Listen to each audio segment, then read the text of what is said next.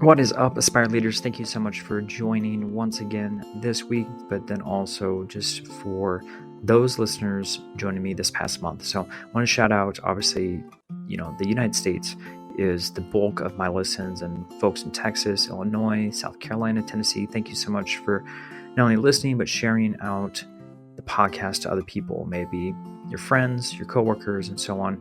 That means a lot. I also wanted to thank those countries that have the Aspire podcast ranked in the top 200 for educational podcasts. So looking at Thailand, Poland, Canada, and Australia, thank you so much for taking the time to, again, just listen to the podcast and share that out.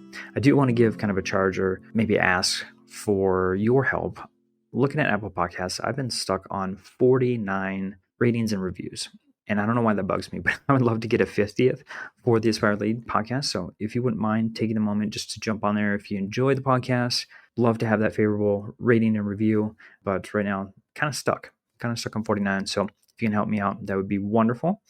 But today, I have the wonderful opportunity to speak with a phenomenal young and growing leader, Adam Stolzer, who's in his second year as a junior and senior high school principal. And the conversation today really is built on just his time trying to get a leadership position and not getting it the first time, talking through the mindset and kind of the things that he did to get into the role he is in today. But then also once you get that job, right, you're brand new as a school leader and you're trying to put your stamp on the building and assess and build that school culture that you want. And so, we really speak on what he has termed the power of purple.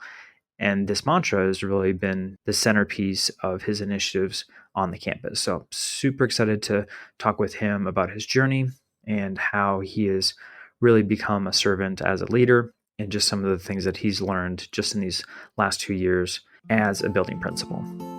Welcome back, everyone, to Aspire to Lead, where we will be discussing the visions, inspirations, and experiences from top educational leaders. My name is Joshua Stamper, and you can connect with me on Twitter or on Instagram at Joshua_Stamper. All right, welcome back, Aspire Leaders, and happy 2024. I know I probably have said that a couple times here, but I feel like this is renewed energy for a lot of leaders, and I have brought on someone that is really about passion, about culture. He's got this mantra that he uses as a new leader. I have spoken to multiple people that have shared just how wonderful he has transformed on this campus, and I'm so excited to have him share kind of his secrets of what's going on. So Adam, I just want to first thank you so much for being on Aspire to Lead. Yeah, thanks for having me. It's the beginning of the year, and I think it's a time where we're all in that mindset of New Year's resolutions or ways that we can improve and self-grow. Yes. And there's just that natural time frame where we're all got that extra fire in us of what can we do new this year? What can we add? And I just hope that people can aspire to take something away from this, and looking forward to a great conversation ahead. Oh my goodness. Yes. Adam, you were talking about having a snow day before we even push record, and that renewed energy from the students coming back. And I know you probably have a lot of goals for yourself, for your campus moving forward into the school year. Love to touch on that. But before we talk about all those topics, I would love for you to share a little bit about your educational and leadership journey and how you got to where you are today. Yeah, it's been a fast ride. I've been in education for 9 years. I taught math for 7 years, was a head boys basketball coach here during that time as well. And I actually applied for the job I'm in twice, didn't get it the first time, and then got it the second time. But total blessing, and one of the best events of my life was not getting it the first time. One, to learn, and then also to get the mentor in my life that I needed to be a better leader and to serve Burwell the best I can. So it was very unique going from classroom teacher to principal in the district that I'm in, but it was just been a true blessing. It was awesome to have that year of mentorship under Mr. Maynard, and then now continued as he's now our superintendent from there. And it's just funny how things always have a way of working themselves out the way that they need to for success. And so, yeah, that's been my journey. It's been awesome. I wouldn't trade it for anything. It's been awesome to be around these people and live in Burwell. All right. So, Adam, I want to touch on something that you just said, which was not getting the job the first time. And I think a lot of young leaders, trying to get into that role, whatever they're trying to get, if it's a counselor, AP, whatnot, that sometimes they hit some adversity as far as the interview process. And maybe it's not a good fit, or maybe they feel like the candidate needs to grow more. And sometimes when you're hit in the face with that, then you have to do some kind of reflection of, do I continue to try and aspire to be what I want, or do I just give up? And I know a lot of people struggle when they hear for the first time that they didn't get the job. So you had said you did a couple things to get you prepared. So I want to kind of hear about the back end of that. What were your feelings after that denial of getting the job that you wanted, but then also what was the process to get to where you are right now? Yeah, and the power of purple has been a big thing for me. And you touched on that at the beginning, and part of that in the power of purple, the R is reflect and the E is evolve. And I really had to reflect and I had to evolve on who I was. And they brought in Mr. Maynard, who was just a wealth of knowledge. And right away, part of me reflecting is I need to learn from somebody with experience and not just have my own personal ideas, which those personal ideas were great, but not expand on them and learn more. So I leaned on that and I was just a sponge. Learn as much as you can and learn from people around you. I mean, collab in your building, collab with other leaders, collab with other aspiring leaders, and have that connectedness where we can learn from each other. So I really needed to learn of how could I take my broad ideas, narrow them down to more specific ideas of how I was going to lead, and also transition from being a teacher to an administrator. I didn't know that was going to happen in 1 year like it did in that time frame, but that's how it worked out, and that was good. So the learning curve got really sped up on all of that. But I think it also goes to leadership is hard, and you're going to have moments of adversity, and you're going to have to look in the mirror and reflect and evolve of how can you grow, have very honest and real conversations with yourself of how you can make those changes. So for me, it was just be a sponge. It was to learn something and don't go to the next interview, no matter when that is, being the same person. What new tools can you bring? What new ideas can you bring? How can you sharpen the irons that you already have? Well, you brought up Power Purple. I kind of mentioned it to you at the beginning. You're obviously wearing purple. For those who are watching on YouTube, can see that too. So will you just kind of break that down? You touched on a couple terms that are key within that phrase, but I know it's something that is kind of your mantra, something that you use on your campus and has seen a lot of success. So I would love to hear more about that.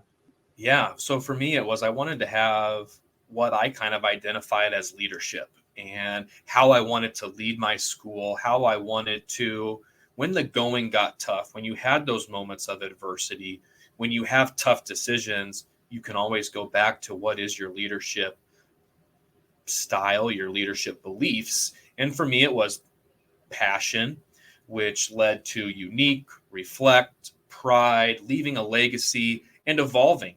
And so that's the power of purple, where when push comes to shove, I can lean on those. As a school, we can lean on those.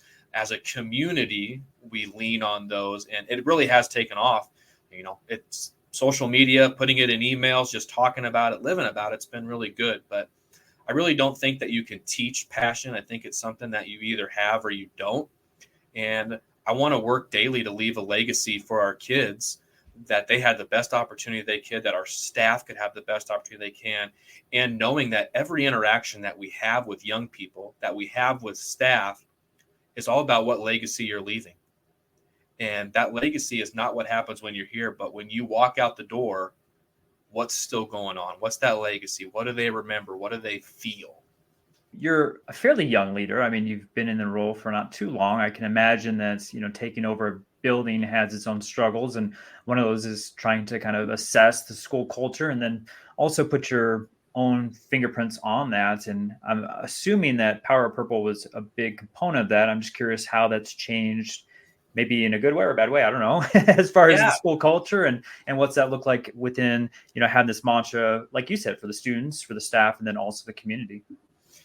Yeah. So when we took over, I felt that we really needed to get that connectedness, that togetherness with collaboration and that sense of pride that, gosh dang it, we're Burwell Longhorns. We wear purple. That is who we are. Like, I'm proud to say I'm from there. And, my wife and I, we painted the purple power stripe the week before school going down the hall. But I think it's been a common language. It's when people are all talking the same thing in your organization, from students to parents to board members. I mean, I probably cried when the board member wrote his back to school letter going into my second year. And he's including the power of purple, not prompted, not asked by anybody. He did that. So it's a common language, when your students, your staff, your community, when you're all speaking the same language, then you have the same vision and goal of where you want to go, who you want your students to be, who you want your school to be.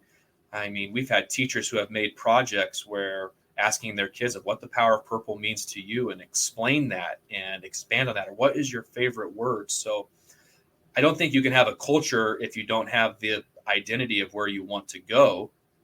And having that language, that word, those words help us direct to where we go. And maybe it's because I want to see it, but I've totally seen it just with the buy-in, hashtags on social media, the conversations you hear. It's not just, oh, that's Mr. Stolzer's thing. I totally feel that it is embedded in who we are. Well, let's talk about the school culture piece as far as being present too, because I know, seeing on social media and some other things that you're very accessible. People are not trying to seek you out because you're hiding in an office. I know that's not your leadership style. So I just want to know why you had that mindset and, some of the practical things that are occurring on your campus based on the fact that you are everywhere on the campus versus just in the front office. Yeah. A quote that I heard very early on was, if service is below you, then leadership is above you. And I really think we need to be there to serve our staff and serve our students. And that is a people game. We are here for them. And if you want better teachers, invest in them, be around them, talk to them, collaborate with them, let them know that you hear what they're saying. If you want to get better test scores, well, go invest in your students, build relationships with them. It all goes back to, do people feel valued? Do people know they're appreciated? Do people know that you recognize them? And so I really enjoy being out in the hallway. I mean, we're a small school. We have 125 K through, or 7 through 12. We have just under 300 if you go pre-K through 12. So it's very easy to be out and about. Our school is a long hallway. I could be at one end and see the front office and that vice versa. But those Super Bowl commercial interactions that you have, those 15, 20, 30-second interactions, I think they add up to make the biggest difference. There's a time and a place for those 5, 10 long, but those super short ones let you lead in your building, let you know what's going on in your building. You're aware of problems before they come, and it helps you set the tone.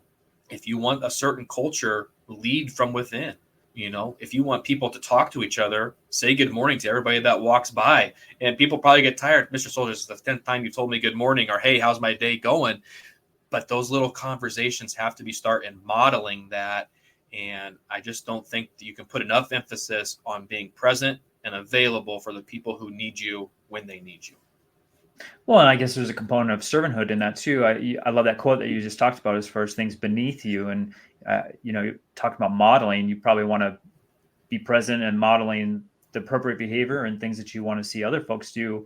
And there's no better way to do it within your actions, not just with your words. Yes. I mean, I've got the mobile desk where I can leave and get out into the building so that I'm not locked in my office. But it's okay for people to see that if you need me to cover your class so you can go to use the restroom, I'm here for you. You're human. You don't need to hold your bladder for that time.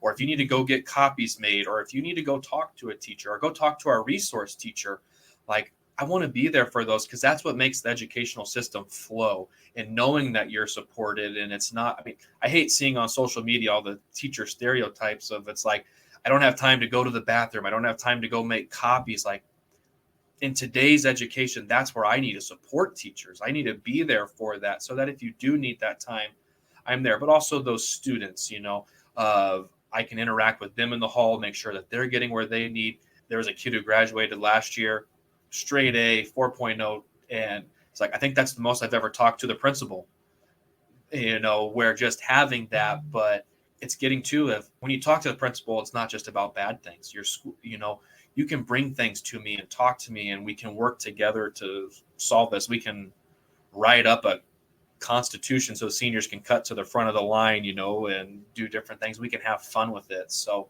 I just want to be here for our staff. I want to be here for our students, because if I can make their lives better, then I'm going to make our school and our community better. Well, let's talk about that, the perception of a principal, because I think a lot of times you're viewed, I know I was, as a bad guy, and it always bothered me, right? As far as walking into a room and, a teacher would jump up from their desk and, try to create the perfect environment, or a student would see me and be like, who are you coming to get? That kind of perception is like, I was always trying to break that. And I can only assume that was similar on your campus based on what you're saying. So what are some ways you're trying to break the negative perception of your leadership position? Yes, it's a great question. And when I was a teacher, it was that where when the principal came in the room, it was those exact same things of who's in trouble, what do you need, all of that. Through Mr. Maynard starting it, and now me, we've had now 2.5 years where it is common practice that we're going to be in and out of rooms, and half the time kids don't even notice you walk in. But there's that perception of the only time I talk to the principal is when I'm in trouble, and that's not a healthy school culture. That's not healthy for kids. They need to have as many trusted adults in their lives as they can, and building that relationships. And being in education, that every kid has a different trusted adult, and we need to get as many points of contacts with adults for those kids where they can have those trusted adults. And so, they want to know that you're at their games. They want to know that you're at their speech meets, that you're taking interest in their art class. I love going into classrooms, snapping pictures of what's going on and then posting them on social media, where it's not just the kid who scored 30 points the night before. And again, I'm an old basketball coach. I love that stuff. But what about that kid who just made this amazing art piece? We had a girl last semester. She had a guitar and painted a skeleton on it. And it was one of something you see in a magazine. That stuff needs to be celebrated with all the amazing things that we are doing. So building that trust that, again, I want to catch you doing the good. And then when the bad comes, we have those relationships where we can work through them together. And it's a model of growth, not a model of punishment. This podcast is a proud member of the Teach Better Podcast Network. Better today, better tomorrow, and the podcast to get you there. You can find out more at teachbetter.com/podcasts. Now let's get back to the episode. You had talked about some key components you felt like leaders needed to have within the Power of Purple, and I just want to touch on two of them, which was passion and pride. I would love for you to speak a little bit more about those two, just in regards to how it's amplified you as a young aspiring leader, but then also a building leader now. Yeah. So first off, for me, passion is everything. And, when I coached, I really cling on to the quote, light yourself on fire with passion so others come from miles around to watch you burn. And kids are the biggest BS detector there is. They know when you're faking it. And if you want them to invest in you and invest in your school and invest in giving their best, you better be passionate about what you do. And so I think every day coming with that intensity, that tenacity of having the role to be the best person you can be, to make the best education possible, and love what you do. If you love what you do, you're going to be better at what you do. And if you invest that time. So passion for me is just huge. That's one thing I hope that I instill is find your passion. We don't all have to have the same, but be passionate about what you do. And then pride for me, I moved into Burwell. I was not from here. I moved 4 hours away from my comfort zone. Totally different way of life than what I was born. This is ranch, sandhills, rodeo, not who Adam was until he moved here. But I took pride in being from here, and I take pride from being in here. I married a Burwell gal. We have kids here, and I want to water the grass where I'm at. I think a lot of times we always look for what's next, what's bigger, what can I do? Where are you investing where you're at? Are you investing what you want to do? And Burwell's become my home. It's my place that I love. And when people ask where I'm from now, it's not I'm from Springfield, Nebraska. I'm from Burwell, Nebraska. This is where I'm at. And I think when you couple those two P's together, pride and passion, they go hand in hand, where if you're proud of who you are and where you're from, and you accept your uniqueness and you accept your talents, you're passionate about it, and you have that greatest impact to improve and move forward with purpose. I love it, Adam.